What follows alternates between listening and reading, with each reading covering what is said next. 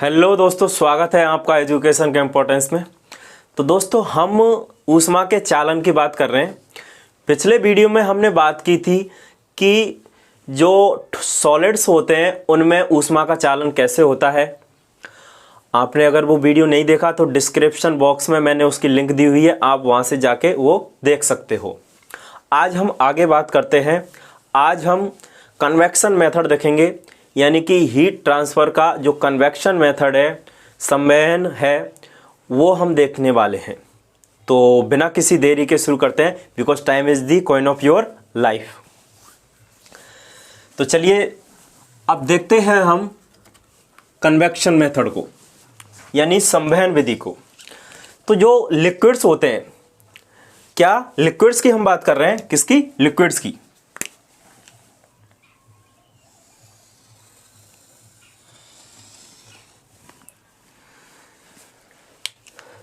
ये एक कंटेनर है, पात्र है, इसमें ये लिक्विड है। हमने इसमें लिक्विड भर दिया।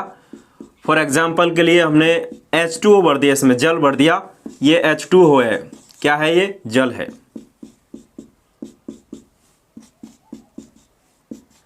ओके। जब हम इसको हीट करते हैं, जब हम इसको क्या कर रहे हैं? हीट करते हैं। जब हम इसको ऊष्मा देते हैं,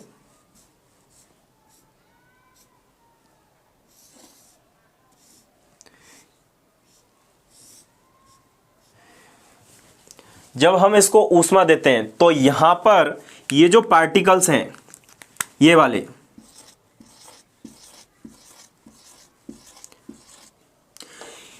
ये वाले पार्टिकल्स क्या करेंगे? यहां से हीट को क्या करेंगे? ऑब्जर्व करेंगे, अवशोषित करेंगे। कहां से? यहां से। यहां से ये हीट को अवशोषित करेंगे और क्या करेंगे? ये जैसे ही इनको ऊष्मा मिली, ये ऊपर आ जाएंगे। ठीक। अब ऊपर वाले जो कण हैं यहां के, जैसे ही इनको ऊष्मा मिल गई, ये ऊपर आ गए। अब क्या करेंगे?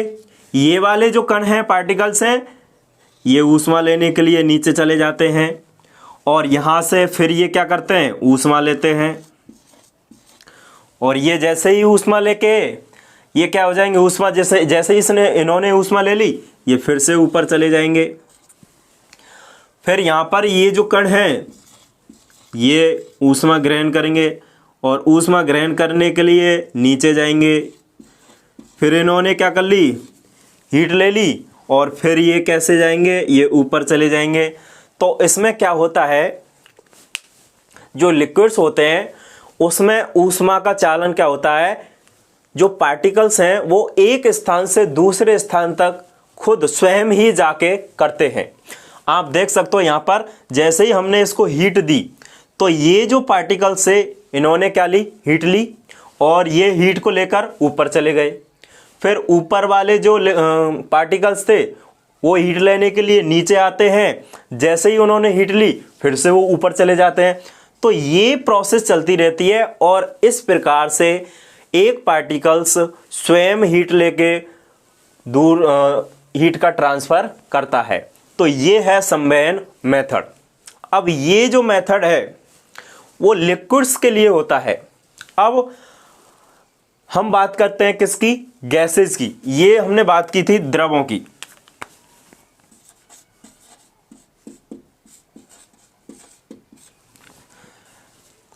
अब हम बात करते हैं गैस की।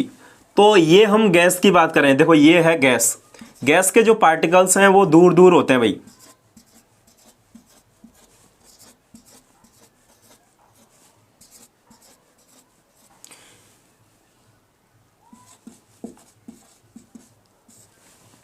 अब क्या होगा गैस में? सेम यही प्रोसेस होगी। कन्वेक्शन मेथड इसमें भी काम आता है। तो यहां पर क्या होगा? देखिए, ये पार्टिकल्स है, ये पार्टिकल्स है, ये पार्टिकल्स है। यहां पर ये पार्टिकल्स है, ये पार्टिकल्स है, ये पार्टिकल्स है, ये पार्टिकल्स है। अब ये क्या करेंगे? यहां पर इन्होंने क्या ले ली? हीट ले ली। अब हीट कैसे देते हैं? हम आग जला के इसको हीट दे सकते हैं। इसके अलावा जो सन होता है उससे भी ये हीट ले सकते हैं। सन मतलब हम सूर्य की बात कर रहे हैं। तो यहां पर ये जब हीट लेते हैं तो क्या होता है, कुछ घटनाएं होती हैं। कौन सी घटनाएं होंगी देखते हैं, अभी बताते हैं आपको। यहां पर मैं उसको मेंशन कर रहा हूं। जैसे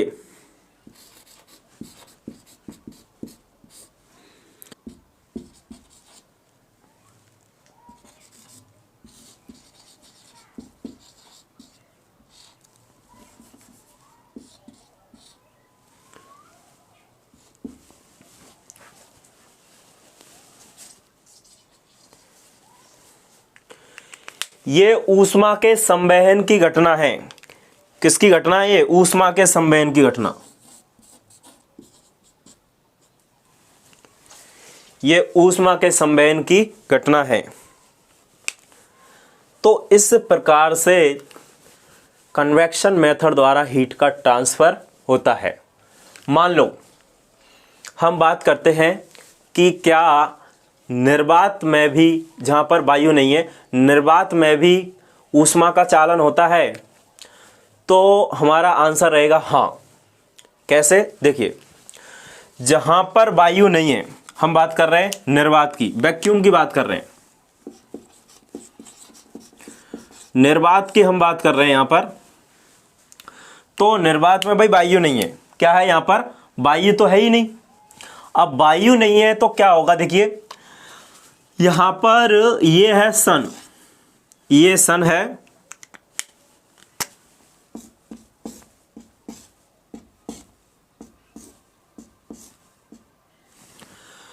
यहां से क्या होगा? रेडिएशन आएंगी, ये ऐसे,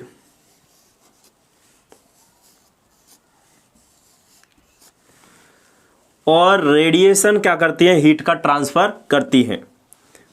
ये क्या है? रेडिएशन है, विकिरण।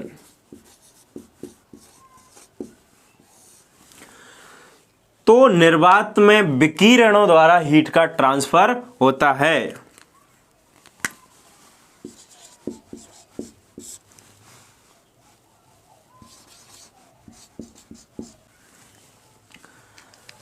तो ये थी ऊष्मा के संचरण की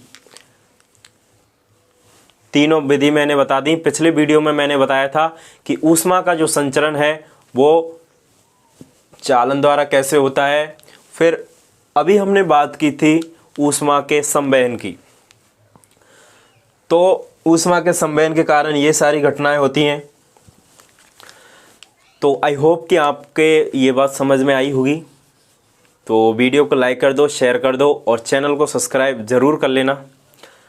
तब तक के लिए जय हिंद, जय भारत।